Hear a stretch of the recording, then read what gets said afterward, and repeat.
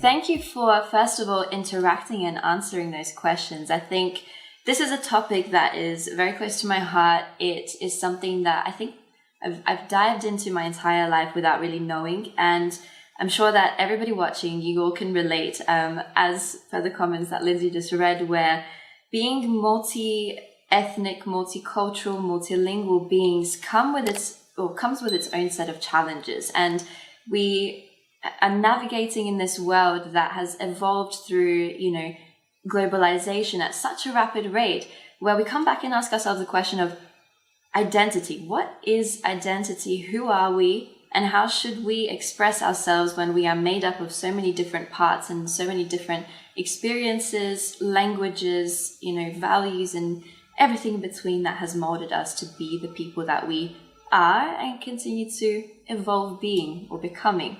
So you can share my slides now.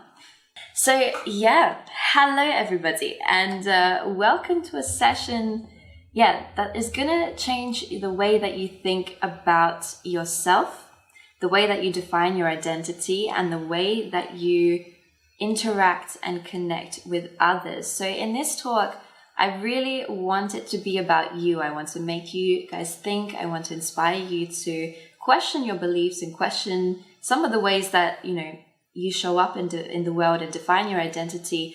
But most importantly, by the end of this, I want it to really resonate on a collective level, because this is about us. We are all connected. Even if you look at this event, we were born in different places, probably to where we live now. We have grown up speaking different languages and are created or have been molded by so many different experiences that I want us to, by the end of this, really think about how we show up as a collective and how we interact with others. So let's talk about your narrative. So do you know that moment when you walk into a room, or you are traveling, obviously not right now, but when you have had an experience where you're sitting on the plane next to someone, or you're even at an event like this one, and you need to introduce yourself. You're in a new social environment, and the question is asked, what's your name? Where are you from? And at an event like this one, what languages do you speak? So I want you to think about for a second, what is the narrative that is triggered when it comes to introducing yourself? What do you start with? So I know that I would usually start with my name, obviously, because people want to know where you're from, what your name is, etc. But what do you normally answer with? And I have to say, for me personally, this has been really challenging throughout my life, because it really depends on where I am, which language I'm speaking. Am I at a business event? Have I just stumbled across someone that I think I have something in common sitting at a cafe? And I would like to know, how would you introduce yourself? And especially with this question, where are you from? Because I think for me personally, if I start with where I was born, I get a very completely different reaction to if I say where I live now. But can I actually call myself as being from somewhere if I live there now, even if I've spent more time in this one country than I have in another? And as well, I'm sure, you all know that we've heard about this concept of third culture kids. But what about third culture middle agers or third culture adults? I know a lot of people who have maybe grown up somewhere and they've spent an extended period of time. They have their heritage, their culture, their ethnic background, their heritage, but then they completely transform their life and go and move somewhere else, and then identify with that culture more than they did with the previous one. So what kind of effects does that have on us? So a lot of the time we come into it with prejudgments. So I'm sure that for those of you who don't know me, as soon as you saw my name, you probably had a series of narratives and a series of prejudgments that came up. Lina, okay, it's quite a common name in various countries, but my surname, okay, she must have Hispanic roots. She must, have some sort of Hispanic heritage in her. I don't actually. But all of those prejudgments are natural, because it's based on the framing that we've created through the experiences we've had in our life. And it's, we stereotype and we categorize because traditionally it was necessary, because that was imperative to our survival. And we all carry these implicit biases and, which were used to protect us. It's a way of categorizing if someone is like us or is not like us in order to protect ourselves. But we are no longer these primitive beings. We still all have our, primitive limbic system, but we've outgrown this.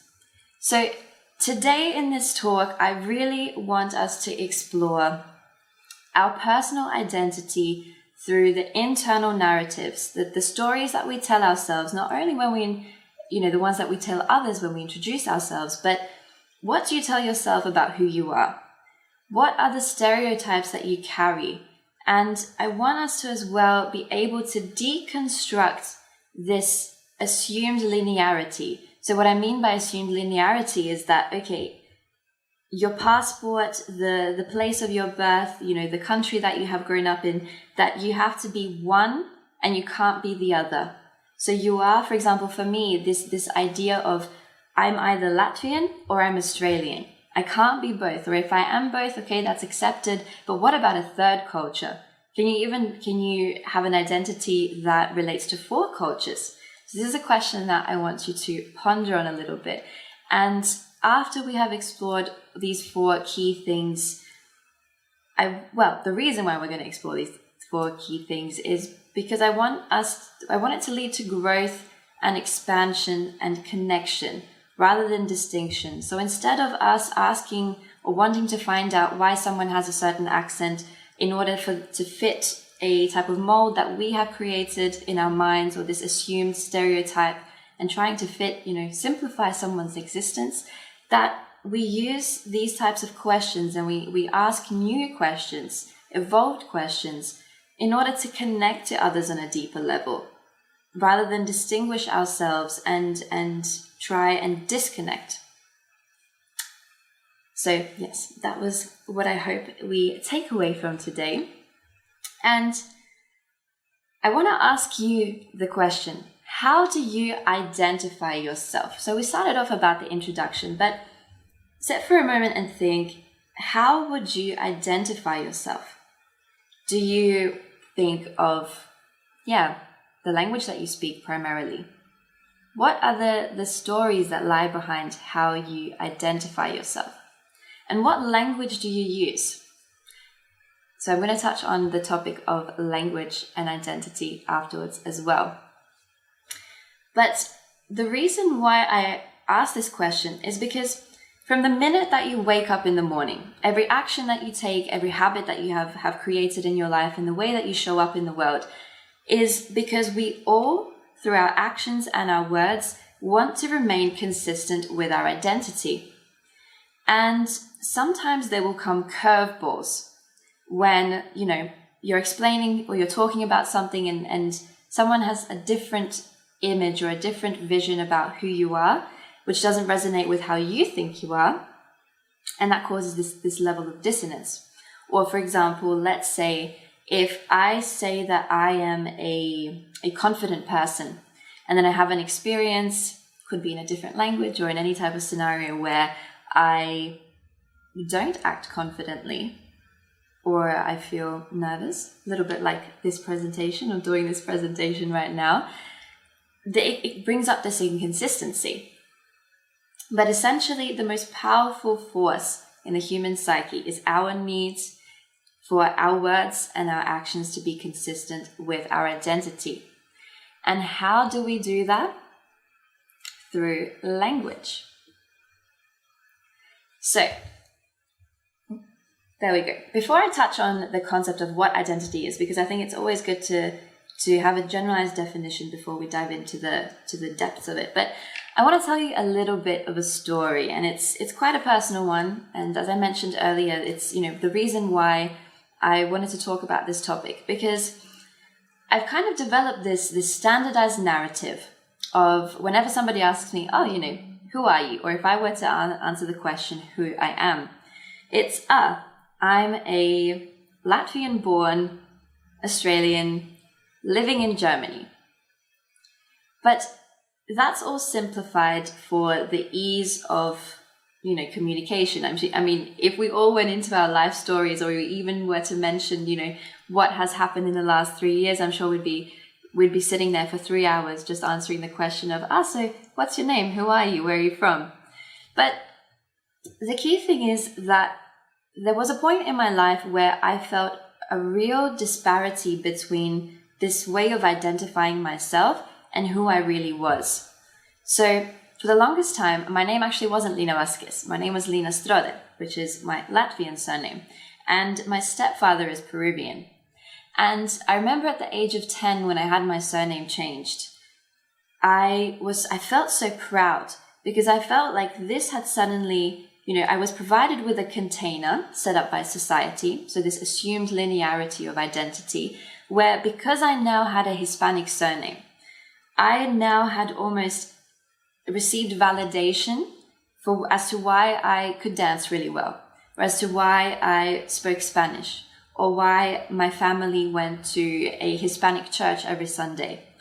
And as I grew older, I have to say, I kind of hid behind my surname when it came to interacting with other Hispanic people, because every time I would say, hey, my dad is Peruvian, and my stepdad is the only father I've really known, so I call him just my dad. But when you say that, people look at your appearance, obviously, and they see this blonde woman with blue eyes, and they say, oh, you must have inherited everything from your mum. And I say, well, it's actually my stepdad. And I remember feeling this level almost of shame and of guilt, because suddenly adding that word stepdad, that, I don't have any Latino blood in me as far as I know, or, Hispanic, like any ethnic background that relates to any type of Hispanic culture, automatically negated my life experiences. It negated the fact that I had spent from the age of 7 up until now, more than half of my life growing up in a Latvian Peruvian household, attending events that Latino parties, and having all these experiences, being exposed to movies, music, everything that enables a culture to exist and allows us to identify with the culture. All of that was negated because he wasn't my biological father. And then coming to the present day, I went to Latvia back in January. So I grew up in Australia, as I said, and I was very fortunate that my family and our environment around us all consisted of Latvians. So I grew up with the language just as a Latvian would in the country. I grew up with watching movies, eating the food, but I didn't actually go to Latvia until, after we moved, after I was 7, until I was 19. So the most, I'm going to say, impactful years of my life in terms of personal development happened in Australia. And I think this is something that I know a lot of you are going to be able to relate to, but that feeling of, when you show up at the border when you're traveling and you present your passport, it's like that somehow says so much about you. But my passports don't represent the experiences that I've had here in Germany. My passports don't represent my, the Peruvian element of my upbringing. And it's a difficult question, because what do we do when, for example, in Latvia, I'm not considered a Latvian. I'm considered a blended being, or, people see me as a foreigner because I didn't have those experiences that a regular Latvian would. So linguistically, for example, I didn't grow up with Russian. And most Latvians now, because of the past with the Soviet Union, they grew up speaking or being very much influenced by Russian culture, being able to watch Russian movies and understand them on a deeper level than I could. So I learned Russian later in life for different reasons, but that is one of those elements amongst many that distinguishes me from not fitting into this category of a true modern day Latvian in 2020. But then when I'm in Australia and I open my mouth or somebody sees me, they go, oh, you kind of have an Aussie accent, but you don't. Where are you from?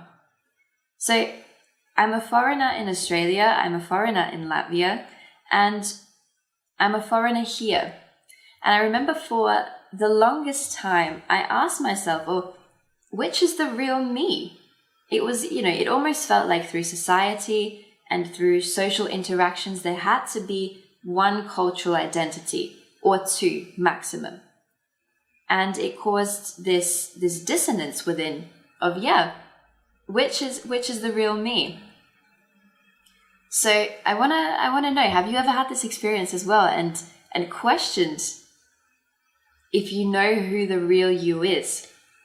So in terms of identity, there are multiple kind of definitions that exist in the world. You have your cultural identity, your social identity, your economic identity, gender, religious, personal, your subjectivity, the self, so many elements that come under this topic. But today I really want to confine our understanding or the definition of identity as the social and our self-identity. So looking at it from a social and a cultural perspective and the way that we, identify ourselves within. So, question, which is the real you? And looking at this question alone, it automatically makes you need to pick a side, pick a part of you. Which part of me am I going to present? And something that is really important to note is that our identity is always evolving and always changing. And one of the things that, I am inspired by and truly passionate about is kind of through my everyday interactions, really challenging the status quo and making people understand that who you were yesterday or the experiences that shaped you last year, 2 years ago, 10 years ago, don't have to belong to you now. You don't have to express yourself through that lens. We are always changing, and there are, of course, physical dynamics, such as your accent, the language that you use, the passport that you present at the border, that help you present one part of you, but there is so much more depth behind that. And our identity really is linked to emotion. It's our story. And the beautiful thing about being multilingual, multifaceted beings is that we get to pick the language that we use to define our identity. And we do not need to confine it to the way that society or, institutions have set it up to be, these assumed lines of you need to fit yourself into categories. All of you have a story to tell, and that is extremely powerful, because your identity is related to, how you show up with your closest friends, which might be one part of you that you present. There's this concept in linguistics or in psycholinguistics about, speaking a different language and having a different personality. And I think that goes so much deeper in the sense that, on the one hand, linguistically, certain languages have words, jokes, expressions, mannerisms that allow you to express yourself in one way that another language might not have, or it might just do it differently, because language is the way, or it's the manner that we, not so much the manner, let me say the tool that we use to connect culture and experience together. And that is one of the beautiful things about being human. So, language. How do you, or I would like to know as well, what type of language do you use? Or in which language do you feel like your best self? So, interestingly, I now live in a household here in Germany, in Berlin, full of Brazilians. So my day-to-day life is in Portuguese now, obviously with elements of other languages. And the other day, we had some friends come over who were all Brazilian, and I've assimilated, I've, picked up the mannerisms and spoken the language for 2 years now. So it's getting quite good. And I was confronted with the question, they would say like, oi, hola, like hello. And I said, oi, tudo bem? Are you all good? Hey. And the question came, você é brasileira? Are you Brazilian? And I wondered afterwards, what would have been the difference if I had said yes or if I had said no? Because as soon as I said no, which obviously I'm not Brazilian, so I said no. But then there's this whole shift on their side about the way that they interact with me, the way that I continue to present myself. And I think one of the issues that I see in society when it comes to language as well is the title of being a native. The title of, as soon as you have said you're a native speaker of a language, that somehow is, this supremacy, that allows you to make mistakes. But if you, let's say you were born in Germany, raised in the German language, and you've learned English to an impeccable level, I know so many people who linguistically could, pass as being natives. What native is a whole other definition that we won't dive into. But this idea of having been born in a country, having the passport of a country or being raised somewhere somehow qualifies you to take on this supremacy. And why does it have to be that way? That's one of the questions that I really want us to ask ourselves. And I continuously ask myself this: why do I judge others when they're not a native speaker of a language? Why am I trying to simplify their existence when actually they probably speak better than a lot of people who were born and raised there? So I would honestly love to know if you have had that experience. So I think that identity, whilst, as I mentioned before, it's a smorgasbord of things. It's made up of so many different things that are constantly shifting and constantly changing on a daily basis, even sometimes on an hourly basis, although we may not be aware of it consciously. But I think that this would be my definition of identity. I think identity is the total sum of the choices that we make, the interactions that we have, and it's something that we confront and determine through our existence and not the reverse. So what I mean by that is, instead of taking pre-existing labels and trying to squeeze ourselves into the boxes, although it might not fit, it's a little bit snug, or we might not even fit at all, that we determine our identity through the way that we exist, through the experiences that we have, and allow for it to be something that encompasses multiple facets.